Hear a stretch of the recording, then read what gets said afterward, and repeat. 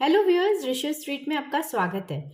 आज हम लेकर आए हैं एक वेट लॉस रेसिपी जो कि है वेजिटेबल दलिया।